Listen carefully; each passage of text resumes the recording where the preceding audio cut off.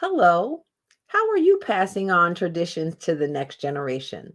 Are you? Are you just spending all your time in archives and on the computer? Who's going to play with that stuff? Who's going to even care or know what any of that is? Today, we're going to help you with that. We have the honor of having Thom Reed here from Family Search to talk with us about kidding around with family history. So he's going to show us all the different ways that, not all of them, because we don't have all day, and Thom has more than two kids.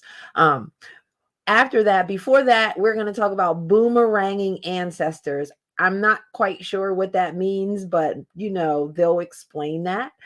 Before we get there, I want to say hi and welcome. It's really nice to see you here today. Before we get started with the show, I want to share with you something that I absolutely love: books.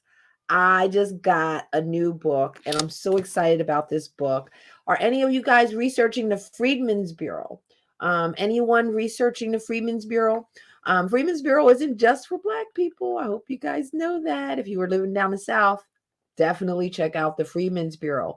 But you really want to go beyond just looking at the records. You want to know about history. So I found this awesome book, awesome book called Freedom, a Documentary History of Emancipation. And it is in multiple series and volumes, right? And it's by the University of Maryland Freedom Project. And this is series 3, volume 1, and it talks about land and labor, 1865. On its way to me is volume 2, which goes 66, I think, to 68. And let me show you how thick and delicious this is. That thick? Is that a thick book? Oh my God, this is like an amazing book. My arms are tired. I can't hold it up anymore. And so I'm all into labor. Another book that's really good about labor was introduced to me by Mr. Tim Pinnick, Mr. Book retailer, and it's U.S. labor and working class history. It's an encyclopedia. And this is A through F. So obviously I need to get the other one too. That's not on its way. One thing I want to tell you about this book, it's thick, that it's probably, it's not cheap. Sale. University of North Carolina Press. Check it out. All right, just my last final books, all about genealogists. These are small guides called Research in the States, created by the National Genealogical Society. And my very first one is by a very special woman, Kay Freilich. Love this woman. She such help and very comforting and welcoming. She wrote this one, Pennsylvania. I think she did all 3 volumes, and it's all for genealogists. In here, it's breaking down everything you need to know about the particular state. It tells you about the history. It tells you about the archives and repositories you want to go to. It tells you all about the major resources that are there. And they have them for, I don't know if they have them for all the states, but of course they have one for the special state of New Jersey. And here's one for North Carolina. And so go to NGS and check it out. They are written by amazing people. And they are inexpensive, and you can get them in PDF. So you can have them right now. All right. So you are here. Let us know where you are here from. And if you have a genealogy group, definitely let us know about that as well. If you don't already know, my name is Shamele Jordon, and I am the host of Genealogy Quick Start. And next up are our fantastic regulars. I got to come up with a better name for them because they're a lot more than regulars. First up, Jim Beidler, columnist, editor. Hello, Jim. Hello there, Shamele. And Michael John Neill, Hello. tip of the day. Welcome, guys. How are you? I'm good. You guys, do you guys use these Thank you. research in the States? Aren't these fabulous? I mean, if you are researching, you have to have those. Like, that's a must. Would you guys agree? Oh, absolutely. Yep. Yes. Yep. If Yes. if you if you have started delving into a new state, that's like one of your first resources And that actually you get. open it and read it. Don't just put it on the shelf. Open it and read it. So we know all of those of you who have announced, like Susan from Reading and Yarny from Cleveland, Ohio. Yes, one of Dr. Debbie's, and Wayne and Grace Ann. You guys have these books. And of course, Angela Allen. I saw you hanging out with your grands. And Judy from Chicagoland. Hello, Judy. Welcome. Let's see. I'm scrolling. Of course, Paul is here. Paula, I did not take care of what I was supposed to take care of for you. I will do that today. From West Defford down the road. Hello, Linda from Florida and Benita from North Carolina. Apex. I like that. Hi, Tina from Wisconsin. LaJoy Mosley from Columbia and Central Maryland, and Dean Henry, who I owe so much, Dean. Yes, I owe you so much, Dean. And Sheila from Chicago. Chicago is like, let me just tell you, you guys are the number one fans. No one opens our newsletter quicker, more often. Like 100 people open our newsletter from Chicago. Chicago is Genealogy Quick Starts, like number one group. I'm sorry, AAGG. You guys are my home group, but Chicago is where it's at. I'm going to announce the rest of you guys soon. We got to move on with the show. It's really nice to see you all here. Thom is bringing them out.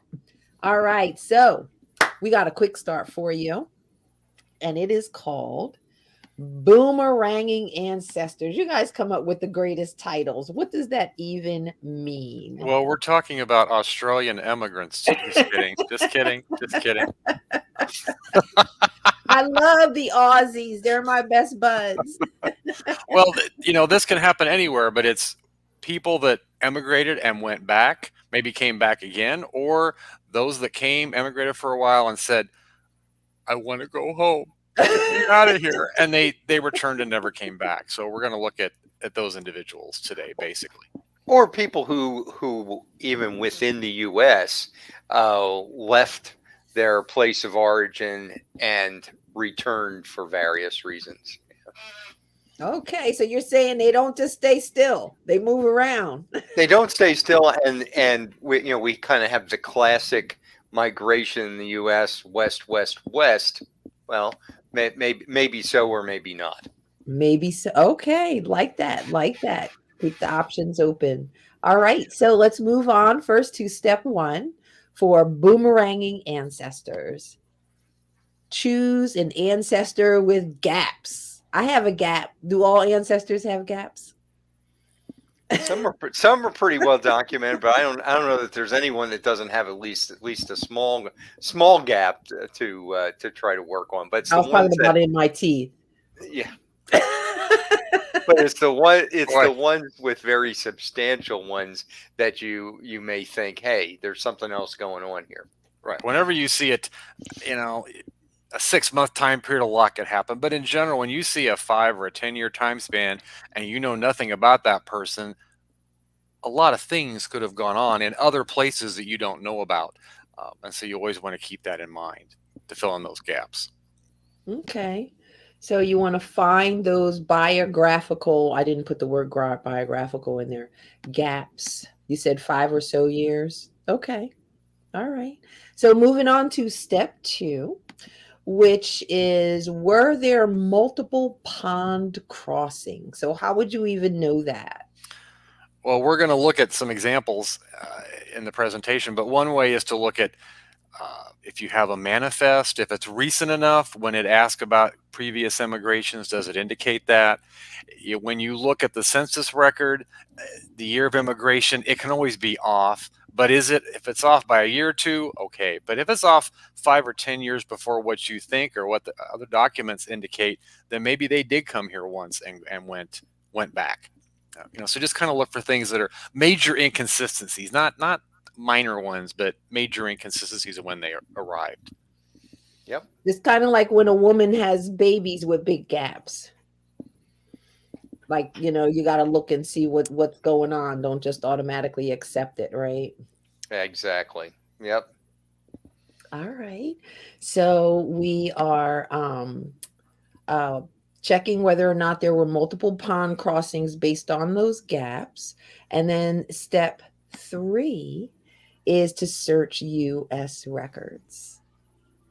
And I guess the little bit that I'll throw in here is, if you find a passenger arrival list for an immigrant, it's not necessarily the only time they came over or the first time they came over.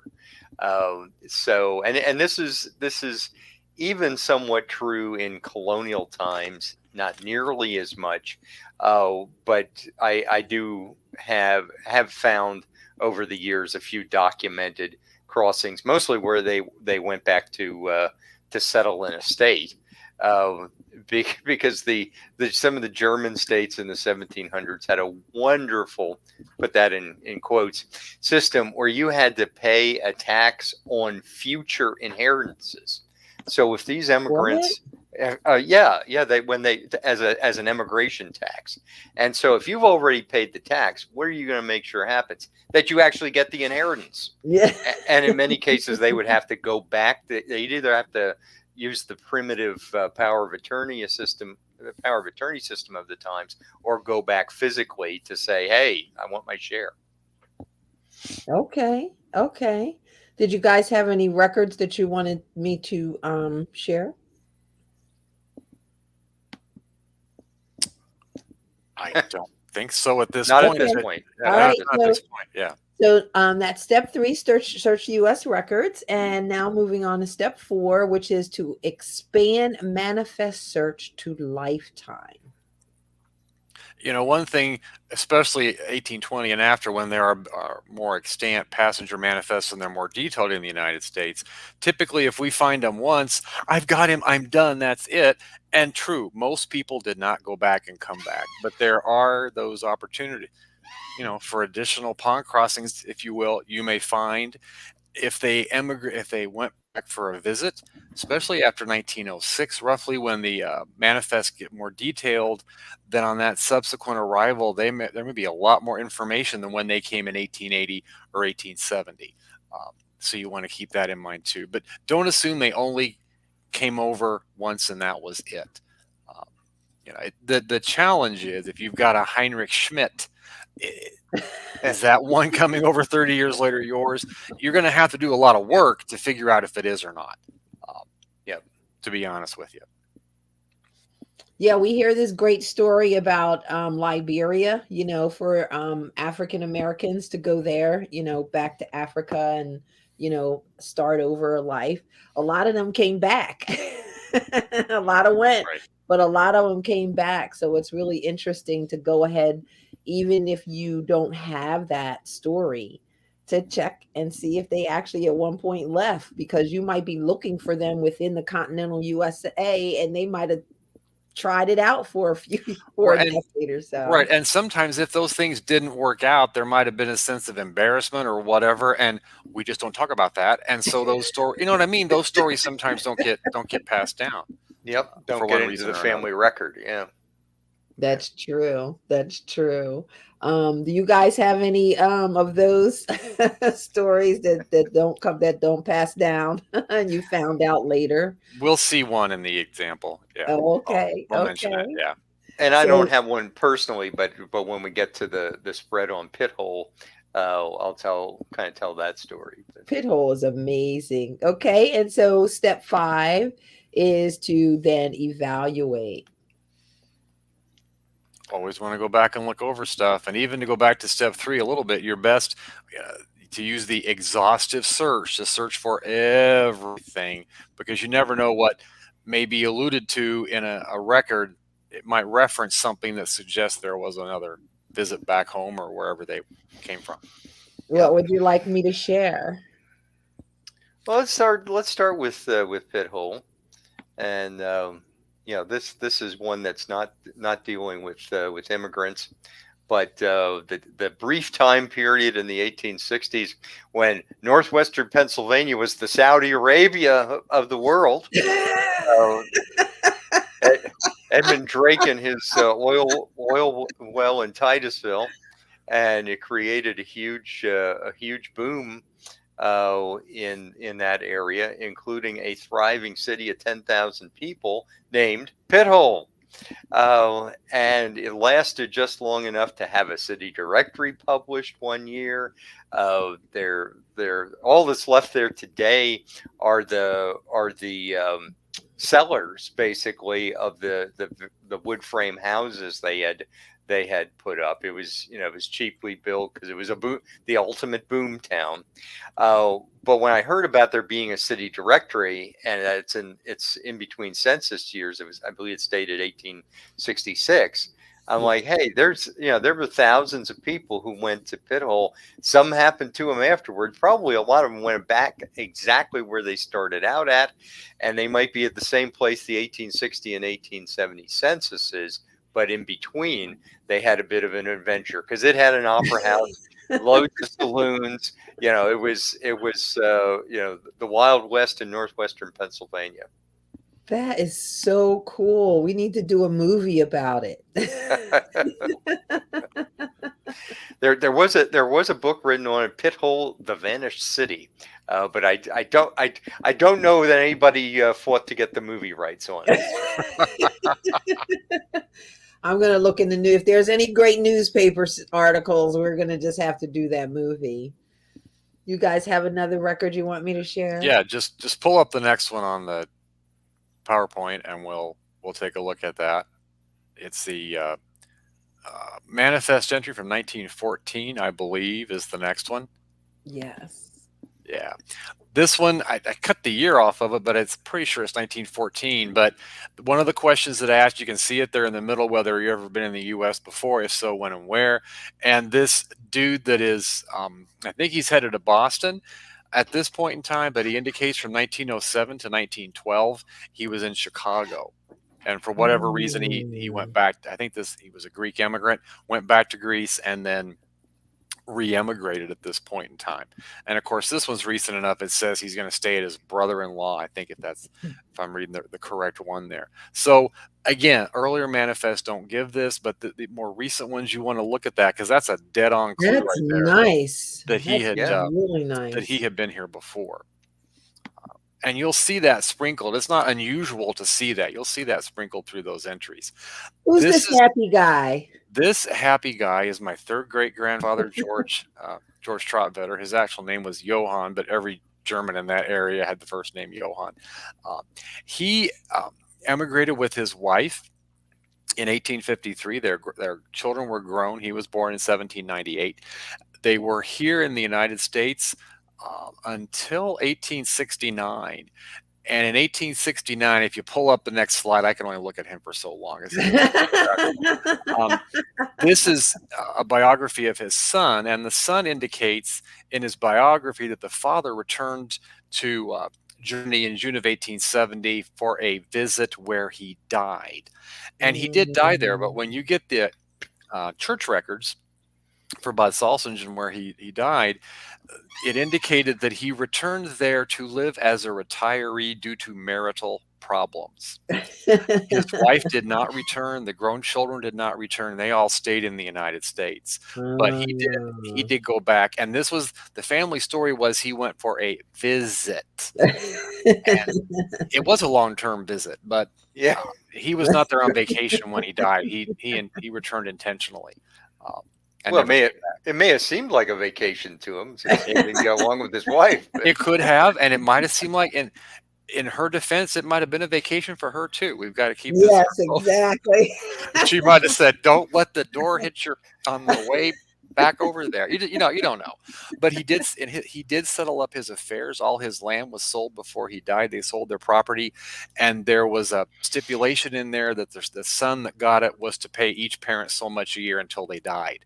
So he did take care of everybody financially before he left. So he knew what he was doing when they were selling the farm in the late 1860s. I love that. Oh, I love this picture. This is a great picture, and it's got. Somebody said you should have Photoshop get the crease out of that. I said I like the crease right there. It just gives it. I think it gives it more character. But the gentleman you see sitting there, these are just some of his children and his wife's children. he made actually Oh, 2 return cute. trips to Germany. One when he was in his early to late 50s, but the other trip was a much earlier return. And if you go to the next, that one kid looks like he has attitude. That boy on the left has attitude. Um, I can't remember if he's the one that would murder or not. I'd have to go back and look. Um, he was in it. It's a long story we may tell another day. But this is his name was Foki. This is his original emigration. He was 16 years old when he emigrated. There's another dude from the same village, an 16-year-old you see right above him. Okay. So these 2 young guys emigrated together, and he had to Okay. get permission to leave from the local government officials. And there's a letter from his father indicating that he was short and wasn't worth serving in the military, and he should be allowed. That's the summation of it. And he should be allowed to go. And I'd heard the story of how he immigrated when he was 16 as a young man. So I found this, and I found him. I've got him. And Yeah. I went to do a little more. If you look at the next slide, is his naturalization. That's in 1873 that he came the first time. 6 years later, he naturalizes in March of 79 in Illinois, where he was living. It's a minor naturalization. If you're familiar with that, that means he was not a minor when he naturalized, but he was a minor when he emigrated. Okay. So he couldn't file a declaration of intent when he landed. Because he wasn't of legal age. But they get those years. They get it kind of a gratis. You don't have to file an intent, and the process is quickened if you emigrate. Okay. If you were a minor when you arrived, the process of naturalization was quickened a little bit because of that. So he naturalizes in March of 79, and initially I stumbled on the next thing. I'm going to be really honest. I stumbled on the next thing.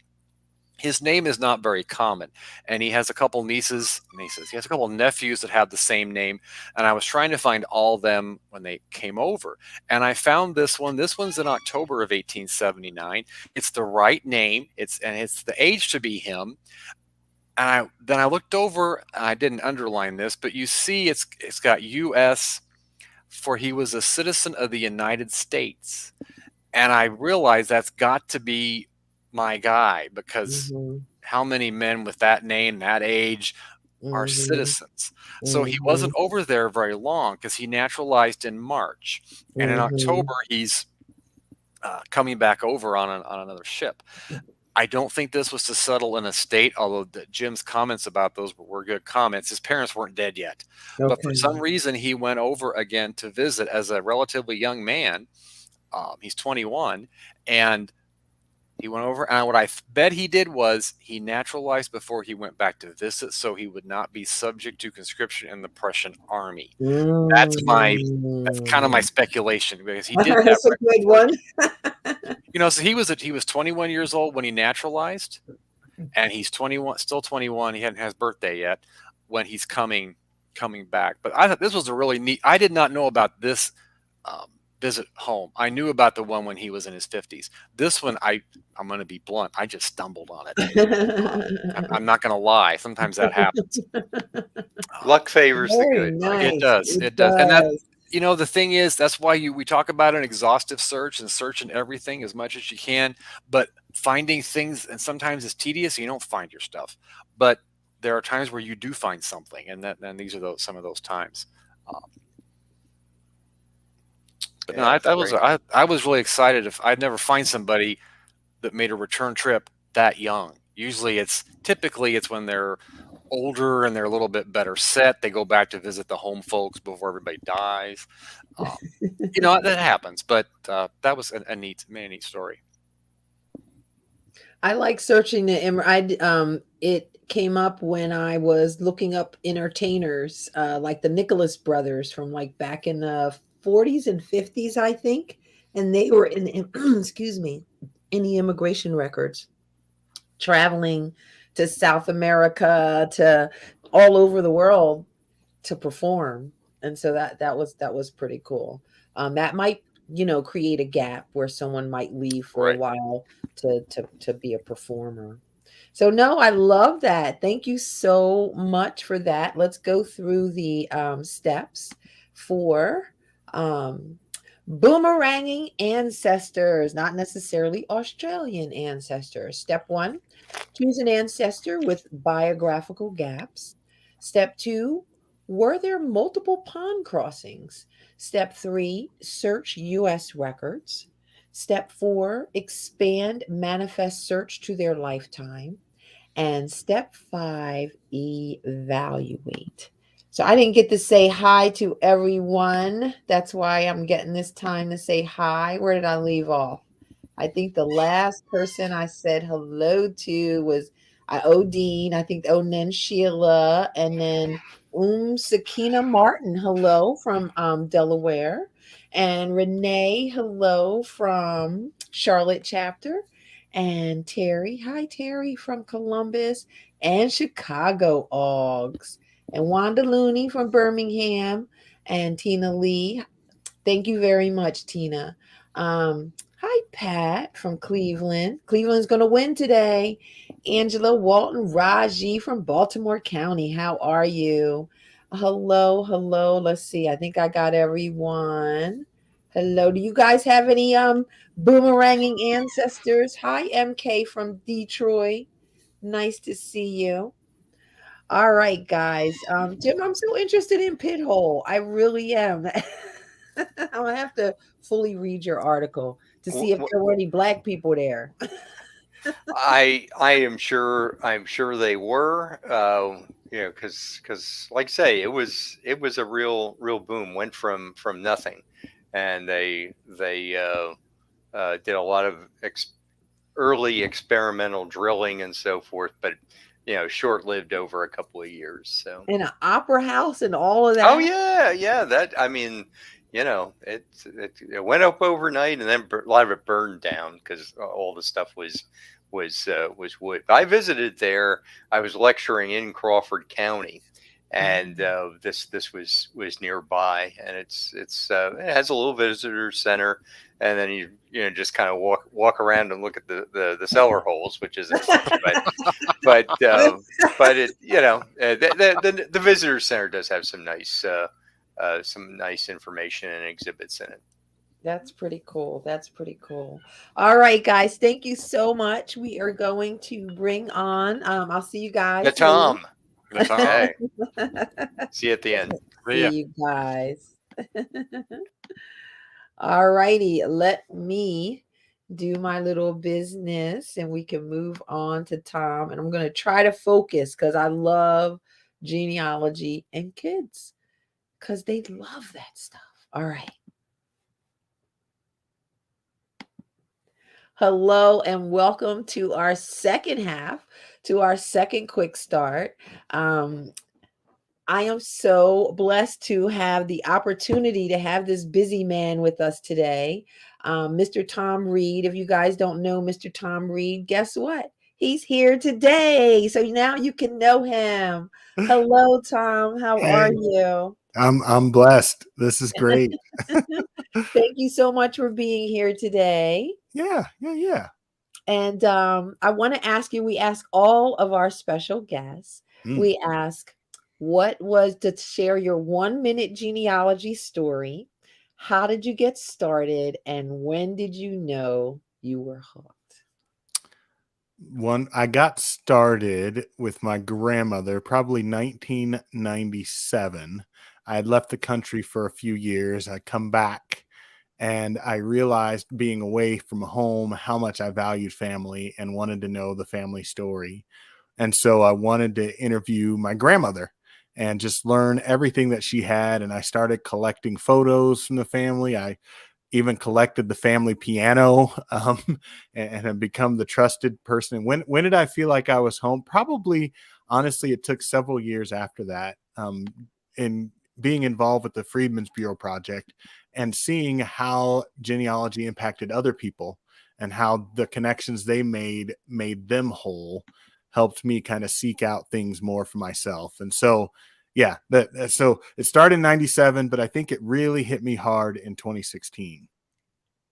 Oh, I can see that. Yeah, it's really, even when you get like a little down because you can't find what you want to find on your own people, seeing other people find just these interesting, wonderful stories of their people really just energizes you to want to do more. So I totally Yep, understand absolutely. that situation. So Tom, I thought this was a great quick start for you to do. So thank Sure, you sure. so much for being here to do this.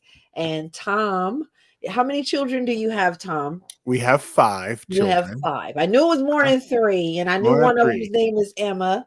Yep, Um, baby Emma. I always love the babies. So, today you're doing a quick start called Kidding Around with Family Traditions. And I love, love, love this because they are the future. And if they don't Mhm. know, I mean, I didn't have the benefit of being told those stories, and so we have to do it. Yeah, it is it's our duty to do that and to share this with our kids so they know who they came from, and see the similarities in the lives of those who have passed before them, right? So they can understand how to deal with the things that they're dealing with today. So we are intentional as a family. My wife and I particularly take time to make sure our kids know their heritage on both sides of the family, and have some traditions and things that we pass down and do. It's been fun, kind of developing new traditions, and then just sharing old traditions with So them. let's get into some of these traditions Yes, from the yes. Reed family. So first step for kidding around with family traditions is to share family stories and pictures. So talk to us about that, Tom. Yeah, we always with our children and their grandparents, we try and help them connect with them through stories and things like that. And it's been fun because family search a lot, especially on my wife's side. So I'm my family, I'm relatively new to genealogy, and so everybody kind of puts it on me. So things that are out there because I put them out there, or a few cousins that get interested. But Lisa's family has been very much into genealogy for a long time and has documented their family stories and added pictures and things like that. And I work for Family Search, so got to give a plug for Family Search Of and using course, we memories. love family search and how you set that up to enable people to share. Absolutely. And so in her family, they've shared a lot of stories, a lot of pictures. I remember my daughter had an assignment for school, and she picked the story of one of her ancestors who they ran out of wheat, and they had this little barrel of wheat, and there's this story, and it shows this cabin where they lived in Utah, and the store. And so I mean, it was like talking to our kids about, you better clean up that plate because you might not have food, right? Because on your mama's side they Appreciate ran out of wheat and they had a miracle in order to get them food and stuff like that. So take those opportunities. Or the cool discovery, we found this picture Oh, I on this love picture. this. They And should. at the time, we had two of our children were into violin and guitar. And so the older one was in violin and the younger one was in guitar. And so there's this picture of my wife's her aunts, Dorothy and Norma Nielsen. And what are they playing? The violin and the guitar. And it's the same. The older one's playing the violin, Dorothy, and then Norma is playing the guitar, just like our Sarah and Jesse. And like our kids were like, wow, we didn't realize we had, this kind of heritage Yes. and these things in our past, and that our family did kind of the same thing. Now we They can't get might have thought it started with them. They probably it's not, thought it all started with them. oh yeah, they thought they were the first ones to get into music in the family, and we've got all this family tradition and singers and in the tabernacle choir and all this kind of stuff. But again, it just solidified that link between them, and now they I were like, "This love is it. cool. Like I am my ancestors, right? And they Yes. are me." Because it's reflected in fortunately somebody captured this. Now we haven't been able to recreate the I photo. was going to They're too say, old Tom, come now. on now. What's They going too on? old. They don't want to do that no more. No, tell them that there is a request, a national request for I'm trying to look and see on the Facebook. Yes, I'll tell them. National request to for recreate them the to photo. recreate this picture because guess who's going to want to see it? Right. Their children. And their Their children. They're grandchildren gonna say, and great. "Why didn't you do it, Yep. mom?" Exactly. Exactly. So All right. that's we definitely take the time to share, stories and pictures and things like that whenever we come across them. I love that.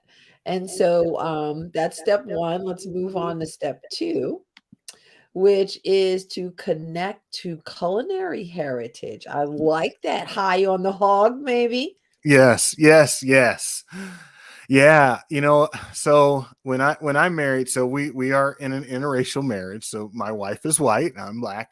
And when I married her, her mother wanted to do something special for that first Thanksgiving and said, "Are there any traditions in your family that you have with the Thanksgiving meal that we can incorporate so that you can feel comfortable with our family?"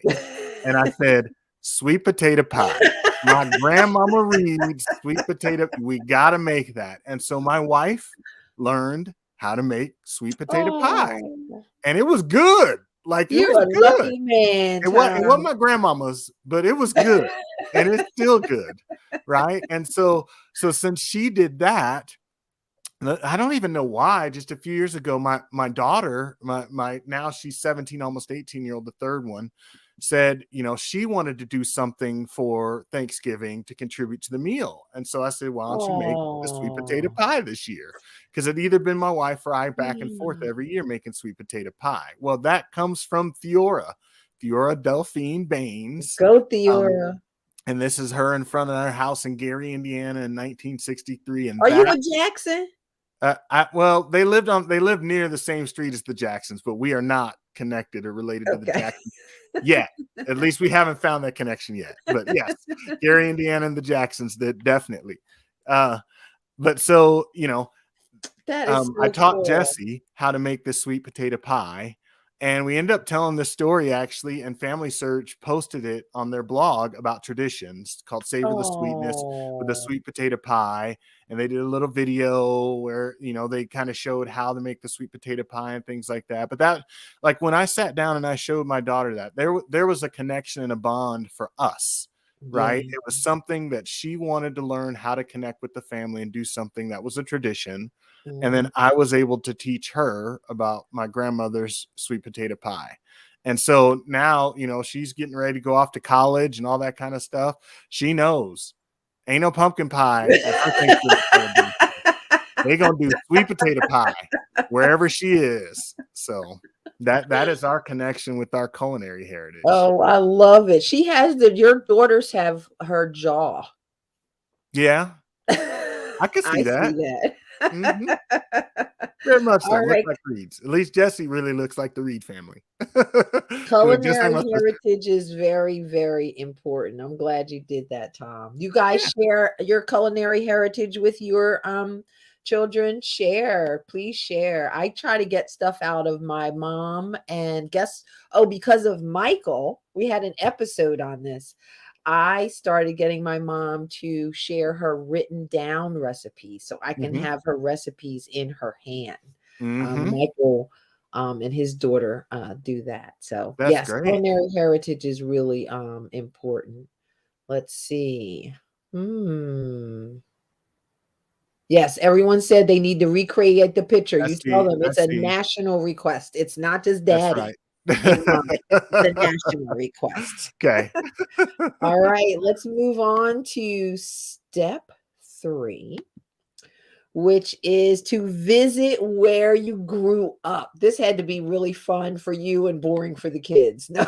No, they like it actually, So we live in Utah now, not where we grew up. Although my wife spent some time here in Utah. She spent a lot of her, formative years in Nebraska, and I grew up in Illinois. And Okay. so as we, jobs have taken us around the country and we've landed in Utah, we've always wanted to make sure our kids had some of the experiences we had growing up. And there's a former colleague of mine, Family Search, Mike Sandberg, who kind of used this term like walk where they walk, eat what they eat, see what they see, kind of, and taking your family on that kind of journey of your Nice. ancestors, right? And Nice. so for us, it's not necessarily our ancestors, but it's us. It's It's where you. we grew up. It's what we Yes. ate. It's when we're in Nebraska, Valentino's Pizza. Whenever we're in Lincoln, Nebraska, we've got to go to Valentino's Pizza because Valentino's. that's what Lisa's family grew up on. On game day, you have Nebraska football, and everybody, you know, the whole town shuts down. Everybody's wearing, it's a sea of red in Lincoln. Yeah. And then you've got Valentino's Pizza. And so, or Fast Time at Ridgemount High. Like that dude, right? Totally. and it's good. I ain't gonna lie. Like Valentino's like one of the best pizzas I didn't have. Now that looks like some real stuff. I'm from New Jersey, and so New Jersey authentic. You are from Illinois. You know authenticity too. Okay. Yes. That Chicago deep dish. It's not Chicago deep dish, but it's not the deep dish, but Valentino's, it was so good that one time we were traveling through and we only stayed a night in a hotel in Lincoln, and Lisa's aunt and her uncle brought us Valentino's to the hotel to make sure our kids got some more Valentino's pizza. Or whenever we go back to, I grew up in a town called Normal, Illinois, and right across the street from Illinois State University is Avanti's Italian restaurant. Avanti of the gondola. Avanti's Italian restaurant, a taste for everyone. I'm sorry I subjected y'all to that, but we hit Avanti's. Did they pay you to do that, Thom? They need to pay me. I need some royalty checks here coming in. But this little Italian restaurant, there's a couple, there's two in this kind of Twin Cities, and then there's another one in Peoria, Illinois. But when we go back home, we hit Avanti's. We're getting the gondola, which is a sandwich, and their tortellini and their lasagna. Okay, what's a gondola? What's a gondola? A gondola is like a Subway sandwich, and so it's made bread, and then you've got salami and ham, lettuce and cheese, and then mayo on it, or mustard, stuff like that. So it's so everyone loves it so much that my son Noah, get this, when we lived in Normal, he made for his Pinewood Derby a gondola car, and all he did is them Pinewood Derby cars, and little blocks of wood they give you, you're supposed to put wheels on it, shape it, all that kind of stuff. He just cut it flat. And then he had me go to Avanti's and buy a gondola, and he literally put ham and salami and lettuce and cheese and bread on top of the car, cut it to size, screw it on the car, and he raced that in the Pinewood Derby. That brother got most artistic for sure. You have an Avanti lover here. Stacy says she loves it. Hey, Redbird in the house. All right. I'm a Redbird too. That's my undergrad. So that's giving our kids that experience. Like we will always remember the gondola car, but whenever we go back, it's no doubt one of those meals will have to be at Avanti's. I love that. All right. So have you I'm all about food.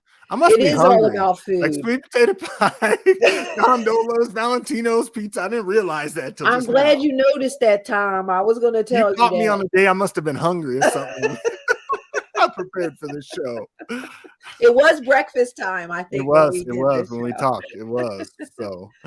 All right. So did any of you guys out there take your kids to where you lived? What happened? Any interesting things happen when you took your kids to So Jenny posted about Runzas. I told you about Runzas. We did go to Runzas when we were you talked about Runzas, but the kids I may not go back. Runzas just wasn't I wasn't feeling it. And the kids weren't feeling it either. So that definitely Runzas and Green Rivers, in addition to Valentino's Pizza, is what they had in Lincoln. Runza, is it because it's different than it was before, or is just I didn't have it before. That's Lisa's stuff. So she said Runzas was the same, but we was like, oh, okay. If y'all so like Runzas, you who put that out there, are the Runzas different now? Have you tasted the Runzas lately? That's the question. Runza, like run. Runzas. Yep. All right. It don't sound like I'd want to eat that. No. Runs. All right. So step 4. Yes. Pass down family tradition. So yeah. Again, like we've done the sweet potato pie thing and we've taken our kids, but we try to see what can we connect from our parents and bring that into our family and pass that down to the kids. And so one of when I was growing up, we weren't very elaborate with Christmas. We just set up a tree with lights and all this stuff, but it actually had a little box that you plug the lights into, and that box would play chimes. It would play Christmas songs, right? And so it was like just kind of a fun way to make the lights flicker on and off and all that kind of stuff. And you'd hear, ding, ding, ding, ding, ding, ding, ding, ding, ding, ding, ding, right? And you just hear that in the background. And we would leave it going all night long, all day, never turn it off. Right. And so the funny thing was, by the time, like, if we put up our tree, at the beginning of December and take it down shortly after Christmas, we'd still be hearing those chimes. Yes. Like weeks later. So when Lisa and I got married, that was one thing that I was missing from my childhood, was the chime, because I was at my mom and dad's house. Yes. And so years later, she found that chime box. You saw that little picture of Santa. That was doctored, by the way. That was in our basement. But a few years ago, we got this chime box, and now it's connected to our tree. And our kids. So explain this chime box. It's just a box. It's just a little box, and it's just got a plug in to plug your lights to, and then a cord out to go to the wall. And it has a volume, goes up and down, and it just plays like six or seven different Christmas songs as a chime. Right. I need that. And it usually is hidden under the tree skirt, so you don't even see it, but you can hear it. Ding, ding, ding, ding, ding, ding. Right. And so I was missing that. Like, it wasn't Christmas to me. And then like Lisa got it and she gave it to us before Christmas. And so now the tradition, like, we cannot plug in the lights, and Christmas isn't officially on in the Reed household till we plug in the lights to the chime box. Chime box. And every year, for probably 2 or 3 weeks in January, we all swear that the chime box is still plugged in, even though we took it away, because it's been going 24/7 for like 35 days and stuff like that. And that's just, and so we, in preparing for this, I'm like, we got to figure. I don't know where she found it, because I've not seen. I want one like when that. she finds them. So next year we'll get it out, and we'll definitely see if we can figure out a way to buy 5 of them for our children, because they're used to that. They're used to that sound with Christmas. It's kind of the sounds, like the smell. The sound of Christmas in the Reed household. That's right. Exactly. And so that's a tradition we plan to pass down. I love it. Do you guys out there have any family traditions that you started with you guys that you're passing down? Let's see. My dad's mom always got decked out for Christmas. Oh, I loved messing with her centerpiece on her coffee table when I was little. I love that. My mom's mother, however, didn't like decorating. So we always had to come over to get her tree out and decorate after church. That was one of our traditions. That is I awesome. love that. That is love awesome. that. My tradition, it was to make 1,000 cookies. Really? Wow. Yes. Well, I did that for over a decade. Wow. I mean, people loved you, didn't they? Yes. Like, hopefully you gave 1,000 of them away. You didn't eat all 1,000 of them, right? But food, again, another tradition around food, right? It's all about food with family, food, friends. Yep. Yes. Yep. Absolutely. So love that's those step traditions. 4. Let's go on to step 5, if I can get my mouse to work, which is start new family traditions. So I'm sure you're pretty creative. What kind of family traditions have you created in the Reed household? Well, the one tradition was with Jessica. I have all these things with Jessica, my 18-year-old. I'm nearly 18-year-old, but one thing was when she was in kindergarten, the tradition was me to do her hair every day. And I'd sit down and, just she wore it simple. I couldn't do braids, barrettes, all that kind of stuff. It was pretty plain and stuff like that. But just me and her, put a little, get her hair moist, put a little conditioner in it, leave-in conditioner, comb through it, just make sure it wasn't nappy and looking, crazy and stuff going to school. With a part straight, Tom, with a part straight. The parts were not straight. I didn't part either. I wasn't that advanced. It was just comb it down. And the most advanced I'd get was, it would be the choice of it was basically 3 hairstyles. Okay. It was just all down. It was a Okay. low ponytail or a high ponytail. I could do them too. And the high ponytail, they like someone showed me to do it with the vacuum. To like Oh. suck the hair up in the vacuum.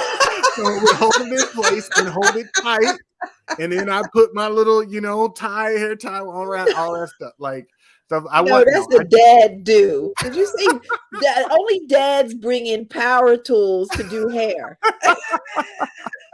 That's about it. But that was our thing. She looked forward to that, every day as she got ready for school. She knew dad was going to do her hair. And that was kind of a thing that we did.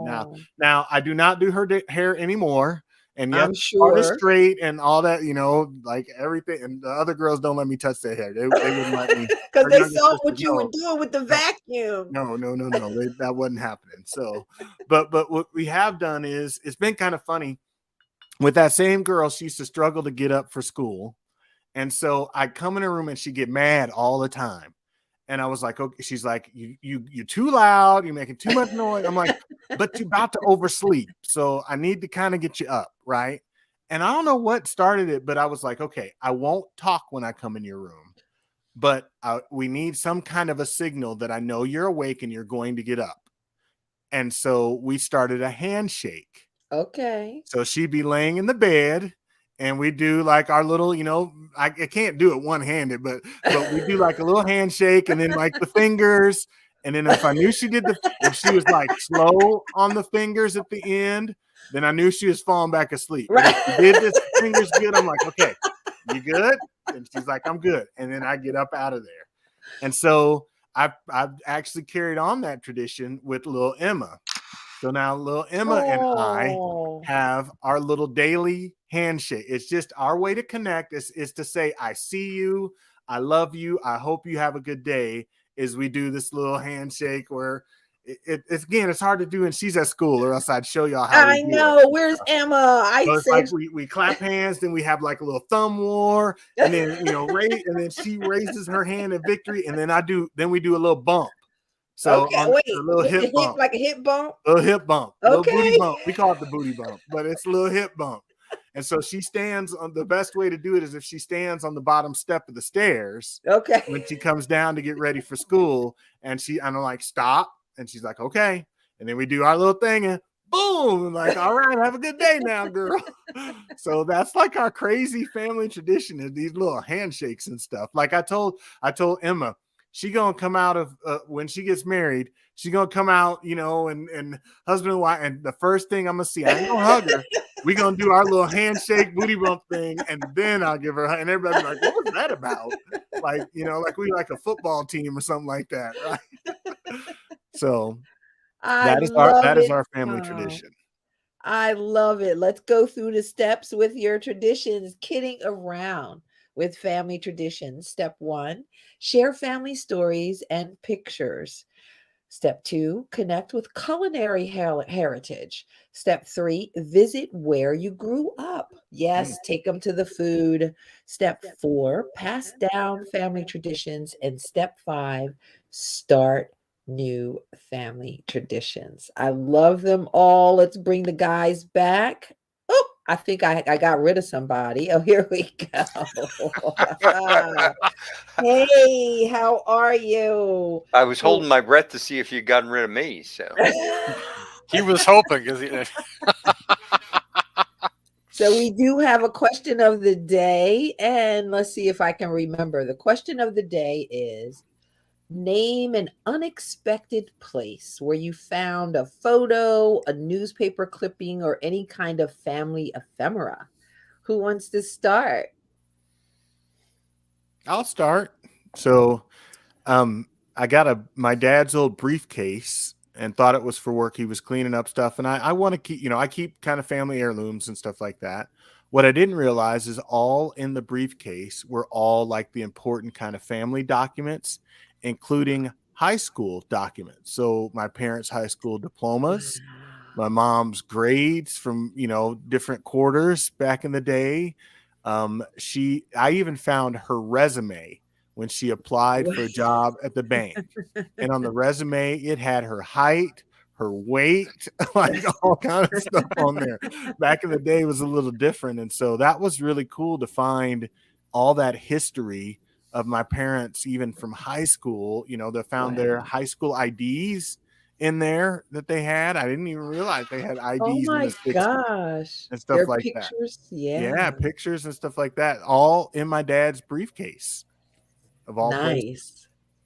Nice. Well, Nice briefcase. Go ahead. mine is school related too. My mother had this old style open up desk with loads of cubbies and everything. And after she had passed, I went through it, and in one of the drawers was the salutatorian address that she gave at 8th grade graduation from the equivalent of junior high, Yeah. and from all those years ago in the 1930s. Cool. Wow. Very That is so nice. cool.